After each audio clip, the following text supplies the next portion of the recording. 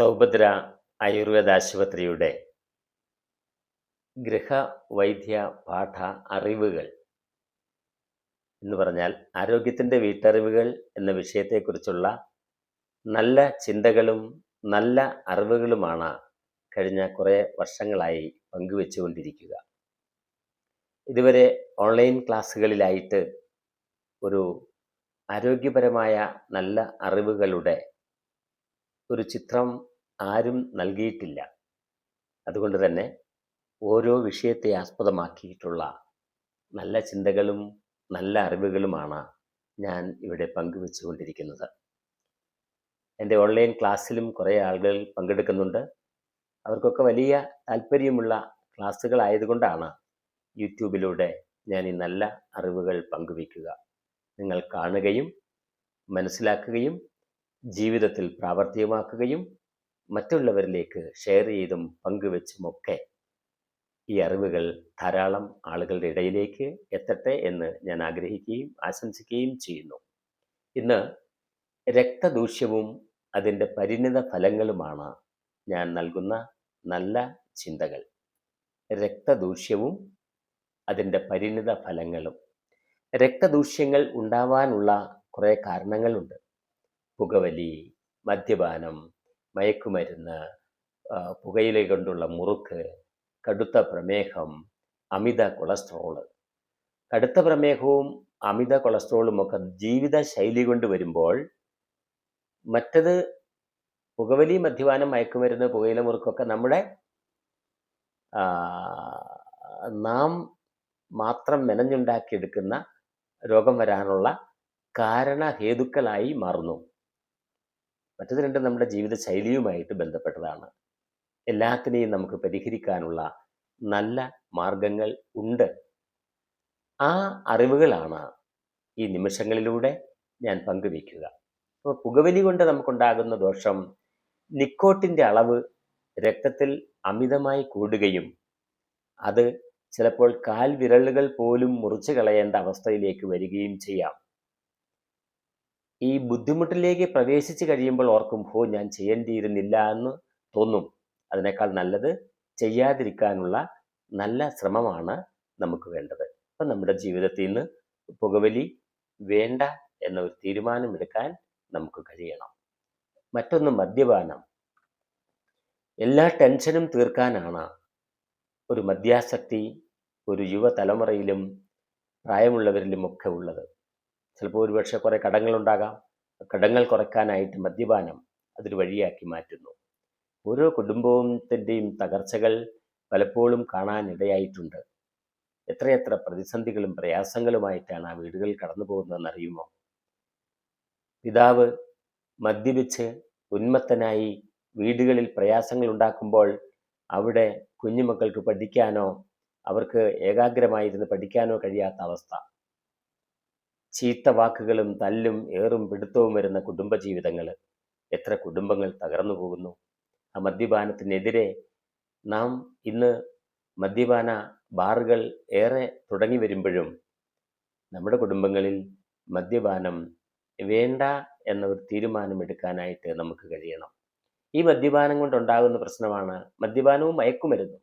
ഇതൊക്കെ ഉണ്ടാകുന്ന പ്രശ്നങ്ങൾ, രക്തം വേഗം ഹീറ്റാകും.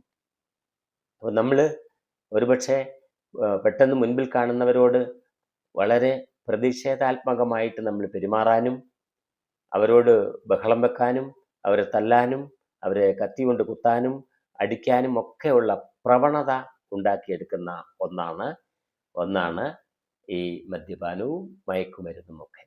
അതുപോലെ തന്നെ പുകയില മുറുക്ക് കവിൾ ക്യാൻസർ ഉണ്ടാക്കാൻ, നാവിൽ ക്യാൻസർ ഉണ്ടാക്കാൻ ഒക്കെ സഹായിക്കുന്നു. പല ആളുകളും പുകയില മുറുക്കുമ്പോൾ അത് കവിളിൽ വെച്ച് ഏറെ സമയം ചെലവഴിക്കുന്നു. അത് കവിൾ ക്യാൻസർ ഉണ്ടാക്കാനായിട്ടുള്ള സാധ്യതകൾ ഏറെയാണ്. അപ്പോൾ അതത്രയും കാര്യം. ഇനി പ്രമേഹം ഗ്ലൂക്കോസിൻ്റെ അളവുകൾ രക്തത്തിൽ അടിഞ്ഞുകൂടി ഡയബറ്റിക്കൽ ന്യൂറോപ്പതിയാകുന്നു. ഇപ്പോൾ കാലിലെ ഞരമ്പുകളിലൊക്കെ അങ്ങനെ തടിച്ചു കൂടുമ്പോൾ രക്തത്തിൻ്റെ ആ ധമനികളിലൂടെയുള്ള ഒഴുക്കിനെ സുഗമമാക്കാൻ കഴിയാതെ തടസ്സപ്പെടുത്തുമ്പോഴാണ് ഈ പ്രമേഹത്തിൻ്റെ പ്രയാസങ്ങളും പ്രതിസന്ധികളും നാം അനുഭവിക്കുക. പ്രമേഹ പീഠകളും പ്രമേഹ കുരുക്കളും ഉണ്ടാക്കുന്നു. ഇതൊക്കെ രക്തദൂഷ്യം കൊണ്ടാണ്. രക്തത്തിൽ പ്രമേഹത്തിൻ്റെ ഗ്ലൂക്കോസിൻ്റെ അളവ് കൂടുതലുള്ളത് കൊണ്ടാണ്. ഇപ്പോൾ പ്രമേഹം ഒരു ജീവിതശൈലിയായി മാറുന്നുണ്ട്. ആ പ്രമേഹത്തെ നമുക്ക് തടയിടാം. നല്ല വ്യായാമം, ധാരാളം വെള്ളം കുടിക്കൽ, മിതഭോജനങ്ങൾ, അമിത മാംസ്യാഹാരത്തിൻ്റെ കുറവ്, അമിതമായി മാംസ്യാഹാരം ഉപയോഗിക്കാതിരിക്കുക, ഇതൊക്കെ നമുക്ക് ചെയ്യാൻ പറ്റും. ഈ പ്രമേഹം കൊണ്ടോ ചിലപ്പോൾ മൂത്രത്തിൽ നിറയെ പത വരാം. അതിനെ യൂറിൻ മൈക്രോ ആൽബുമിൻ എന്ന് പറയും. അത് കിഡ്നി കംപ്ലൈൻ്റ് ആകുന്നതിൻ്റെ, വൃക്ക കംപ്ലൈൻ്റ് ആകുന്നതിൻ്റെ, വൃക്ക തകരാറിലാകുന്നതിൻ്റെ ആദ്യ പടിയാണ് ആ അടയാളം എന്ന് നാം മനസ്സിലാക്കണം. ആൽബുമിൻ മൂത്രത്തിലൂടെ അമിതമായി ചോർന്നു പോകുമ്പോഴാണ് നിറയെ പത വരാനുള്ള കാരണങ്ങൾ. അപ്പോൾ നമ്മൾ നന്നായിട്ട് അതിനൊരുങ്ങണം. നല്ല വ്യായാമവും വെള്ളം കുടിയും ഒക്കെ വേണം. പ്രമേഹമുള്ളവർക്ക് നല്ല ഉലുവ വാങ്ങി, ഉലുവ ഷോപ്പിൽ നിന്ന് വാങ്ങിയിട്ട് ഒരു 500 ഗ്രാം ഉലുവ വാങ്ങി വൃത്തിയാക്കി നന്നായിട്ടൊന്ന് ചൂടാക്കി പാത്രത്തിലിട്ട് അടുപ്പിൽ വെച്ചൊന്ന് ചൂടാക്കിയിട്ട് പൊടിക്കണം. ഒരുപാട് കരിഞ്ഞു പോകരുത്. അങ്ങനെ പൊടിച്ച് ഭരണിയിലിട്ട് വെക്കുക. 1 സ്പൂൺ പൊടി ഇഞ്ചി നീരിൽ രാവിലെയും വൈകിട്ട്, രാവിലെ വെറും വയറ്റിലും വൈകിട്ടും കഴിക്കുക. അപ്പോൾ അത് നമുക്ക് ഷുഗറിനെ കൺട്രോൾ ചെയ്യാനും പ്രമേഹ പീഠകളെ ഒഴിവാക്കാനും പ്രമേഹം കൊണ്ടുള്ള ഡയബറ്റിക്കൽ ന്യൂറോപ്പതിക്ക് അല്ലെങ്കിൽ ആ കാലിലെ കുത്തിക്കൊള്ളുന്ന ഞരമ്പ് വേദനകൾക്ക് കുറവ് വരുത്താനും അത് സഹായിക്കും. അപ്പോൾ ആ ഒരു ചിന്ത നാം ചെറിയ കാലം മുതലേ ആരംഭിക്കണമെന്നാണ് ഞാൻ പറയുക. പ്രായമായതിനു ശേഷമല്ല. ഇന്നത്തെ കുഞ്ഞുങ്ങളിലെ യുവാക്കളിലൊക്കെ ഈ തിരിച്ചറിവുണ്ടാക്കുന്ന നല്ല അവയർനെസ് സ്കൂളുകളിലും കൊടുക്കണം. അവർക്ക് വിദ്യ കൊണ്ട് മാത്രം സ്കൂളുകളെ നമ്മൾക്ക് സ്കൂളിലൂടെ പഠനം പോരാ, മറിച്ച് മനുഷ്യ ജീവിതത്തിലെ വരാവുന്ന അനർത്ഥങ്ങൾ, രോഗങ്ങൾ, അതിനെ പ്രതികരിക്കാനായിട്ട്, തടയിടാനായിട്ട്, അത് വരാതിരിക്കാനായിട്ടുള്ള നല്ല ചിന്തകളുടെ അറിവുകൾ കൂടി പാഠഭാഗത്ത് ഉൾപ്പെടുത്തണം എന്നാണ് ഞാൻ എപ്പോഴും സംസാരിക്കുക. പല ക്ലാസ്സുകളിലും ഞാൻ അവതരിപ്പിക്കുമ്പോഴൊക്കെ ഇത് പറയാറുമുണ്ട്. അപ്പോൾ നമ്മൾ ഓർക്കണം ഈ പ്രമേഹത്തിൻ്റെ ബുദ്ധിമുട്ടുകൾ. ഇനി അമിത കൊളസ്ട്രോൾ, രക്തത്തിൽ അമിതമായ കൊഴുപ്പുകൾ അടിയുന്നു. എങ്ങനെ അടിയുന്നു? അമിത മാംസ്യാഹാരം, ഒരേ സമയത്ത് തന്നെ എല്ലാ മാംസങ്ങളും ചേർത്തുള്ള ഭക്ഷണങ്ങൾ, നമ്മൾ എത്ര കഴിച്ചാലും പോരാ പോരാ പോരാ എന്നുള്ള ആർത്തിയോട് കൂടിയുള്ള ഭക്ഷണ രീതികൾ കരളിനെ കളയും, ഹൃദയത്തെ കളയും, വൃക്കയെ കളയും. അപ്പോൾ അമിത ഭക്ഷണം, അമിത മാംസ്യാഹാരങ്ങൾ നാം കുറയ്ക്കാനായിട്ട് പരമാവധി ശ്രമിക്കണം. നമ്മുടെയൊക്കെ ഒരു പഴയ കാലം, ഒരു 60 വയസ്സിന് മുൻപ് നാം ഒന്ന് ആലോചിച്ച് നോക്കി. ചിലപ്പോൾ ഒരുപക്ഷെ ഇന്ന് ജീവിച്ചിരിക്കുന്ന പലർക്കും അറിയാം, ദാരിദ്ര്യത്തിൻ്റെ കാലഘട്ടമായിരുന്നു. 1 കിലോ ഇറച്ചി ഒരു വീട്ടിൽ വാങ്ങിച്ചാൽ 8, 10, 11 മക്കൾ കഴിക്കുന്ന അവസ്ഥാവിശേഷങ്ങളായിരുന്നു അന്നുണ്ടായിരുന്നത്. ഇന്നതല്ല. ഇന്ന് 2 കുഞ്ഞുങ്ങളും അച്ഛനും അമ്മയും ഉണ്ടെങ്കിൽ തന്നെ നമുക്ക് 5 കിലോയെങ്കിലും വാങ്ങിക്കും. അതുകൂടാതെ ജോലി ചെയ്യുന്നവർ ശനിയാഴ്ച അവധിയാണെങ്കിൽ ശനി ഞായറൊക്കെ ആയിട്ട് കുറേ ഇറച്ചിയൊക്കെ വേവിച്ച് ഫ്രിഡ്ജിൽ വയ്ക്കും. ഫ്രിഡ്ജിൽ നിന്നെടുത്ത് വീണ്ടും വേവിച്ച്, ഫ്രിഡ്ജിൽ നിന്നെടുത്ത് വീണ്ടും വെച്ച് വേവിച്ച് കഴിക്കുന്നത് വെരിക്കോസിനെ ഉണ്ടാക്കുന്നു. അമിത കൊഴുപ്പിനെ അനാവരണം ചെയ്യുന്നു. അമിത കൊഴുപ്പുകൾ നമ്മുടെ രക്തത്തിൽ അടിയുന്നു. ആ കൊളസ്ട്രോളിൻ്റെ, അതുപോലെ തന്നെ ചീത്ത കൊളസ്ട്രോൾ, നല്ല കൊളസ്ട്രോൾ വേണം, മിനിമം കൊളസ്ട്രോൾ നമുക്ക് ആവശ്യമാണ്. അതിൽ ചീത്ത കൊളസ്ട്രോൾ കൂടുമ്പോൾ ആണ് ഹൃദയ ധമനികളിൽ ബ്ലോക്കുകൾ ഉണ്ടാകുകയും ആൻജിയോപ്ലാസ്റ്റ്, ബൈപ്പാസ് ശസ്ത്രക്രിയ വരെ നാം എത്തിക്കുകയൊക്കെ ചെയ്യുന്നത്. ഇന്ന് നാം രോഗം വന്നിട്ടുള്ള ചികിത്സയല്ല നമുക്ക് വേണ്ടത്.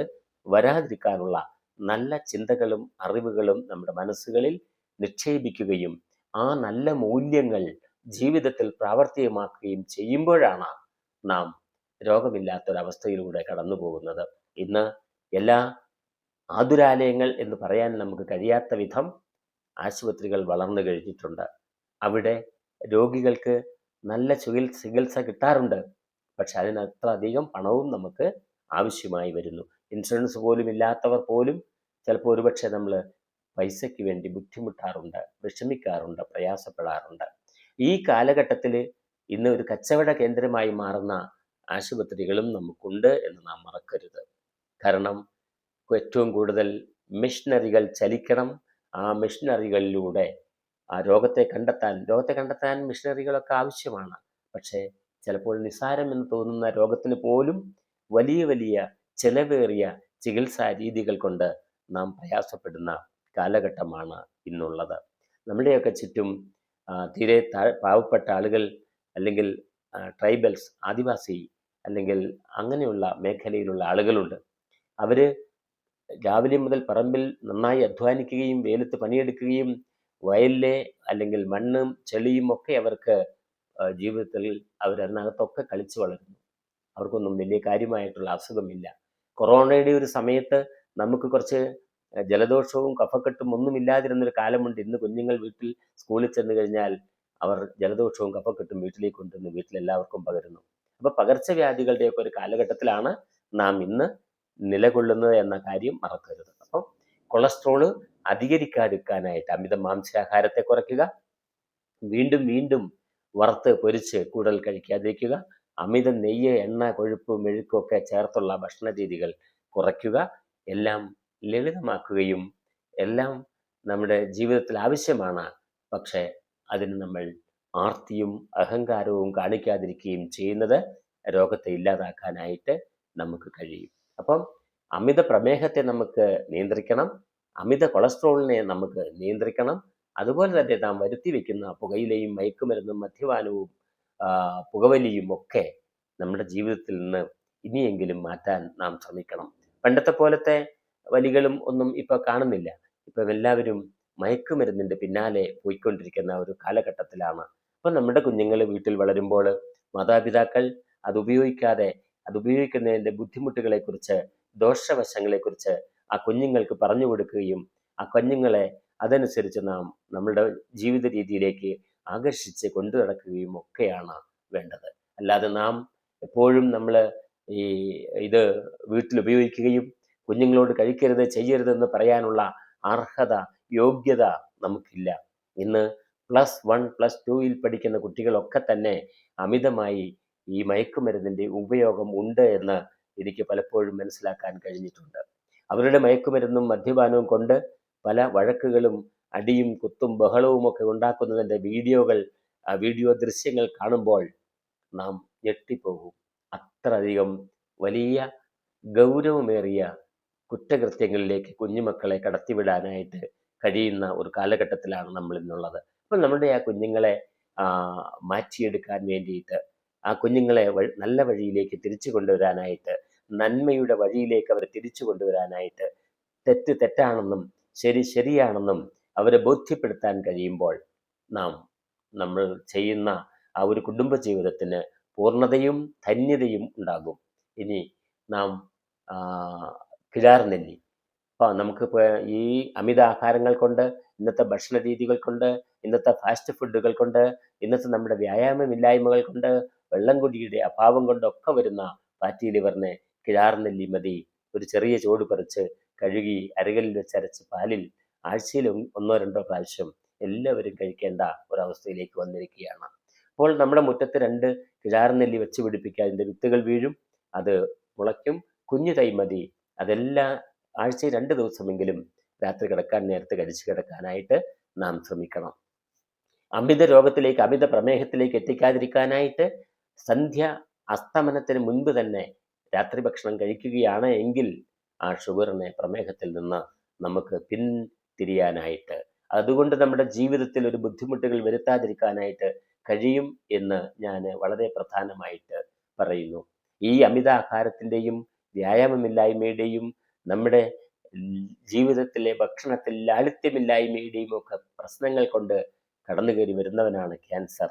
അപ്പോൾ ആ ക്യാൻസറിനെ പ്രതിരോധിക്കാൻ ആൻറ്റി ബോഡികൾ എന്ന് പറഞ്ഞാൽ ആൻറ്റി ഓക്സിഡൻറ്റുകൾ നാം ഉണ്ടാക്കിയെടുക്കണം. അതിന് ഗോതമ്പിൻ്റെ പുല്ല് ജ്യൂസ് അടിച്ച് കഴിച്ചാൽ നമുക്ക് തീർച്ചയായിട്ടും ക്യാൻസറിനെ നമുക്ക് തടയിടാനായിട്ട്, ക്യാൻസറിനെ നമ്മുടെ ജീവിതത്തിൽ കൊണ്ടുവരാതിരിക്കാനായിട്ട് കഴിയും എന്നാണ് എൻ്റെ വിശ്വാസം. ഇപ്പോൾ ഞാൻ ഈ പറയുമ്പോൾ എന്നെ കേൾക്കുന്ന നിങ്ങളിൽ ആരംഭം കുറിച്ചിട്ടുണ്ടോ ഇല്ലയോ എന്ന് നമുക്കറിയത്തില്ല. എങ്കിലും ഇന്നു മുതലെങ്കിലും ആ ഗോതമ്പിൻ്റെ പുല്ല് ജ്യൂസ് അടിച്ച് കഴിച്ചുകൊണ്ട് നമ്മുടെ ക്യാൻസറിനെ പ്രതിരോധിക്കാൻ ജീവിതത്തിൽ വരാതിരിക്കാനായിട്ട് നമുക്ക് കഴിയട്ടെ എന്ന് ഞാൻ നിങ്ങളെ വീണ്ടും ഓർമ്മിപ്പിക്കുകയാണ്.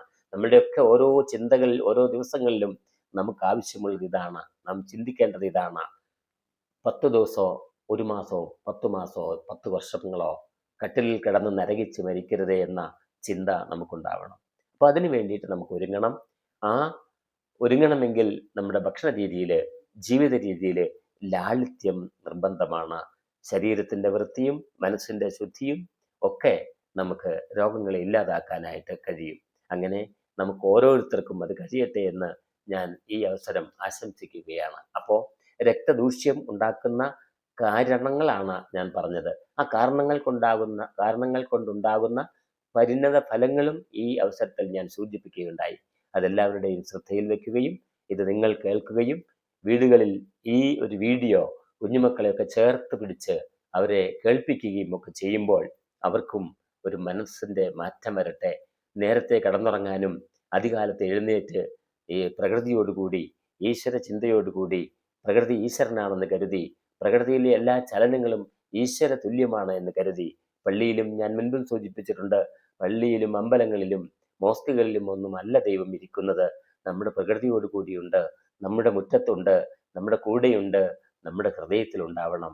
ആ ഒരു ചിന്തയുണ്ടെങ്കിൽ തന്നെ കുറേ രോഗങ്ങളെ ഇല്ലാതാക്കാനും ആരോഗ്യവാനും ആരോഗ്യവതികളുമായിട്ട് നടക്കാനും ഒക്കെ നമുക്ക് കഴിയും. അപ്പോൾ രക്തദൂഷ്യം കൊണ്ടുണ്ടാകുന്ന പരിണത ഫലങ്ങൾ ഉണ്ടാവാതിരിക്കാൻ ഇന്നു മുതൽ നമുക്ക് ശ്രമിക്കാം. നന്ദി, നമസ്കാരം.